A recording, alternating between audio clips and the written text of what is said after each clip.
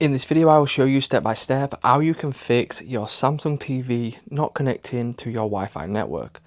So the first thing we need to do once we are on our Samsung TV is to click on source in the top right hand corner of our controller. Once we do this, it will then bring up this menu. You want to go to settings, go down to general, select network. Now the first thing we need to do is click on network status. Now if we click on network status, it will bring us to this page.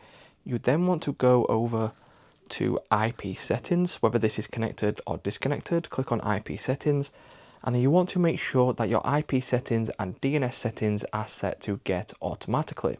Now what else we can do is we can go over to network again and then select reset network. You want to then go over to reset to confirm this, and then once you do this, what that will essentially do is it will reset your network and also log you out. You will then need to reconnect to your network by entering in your Wi-Fi password, and this will sort of refresh your network. If this doesn't work, we can also try resetting our router.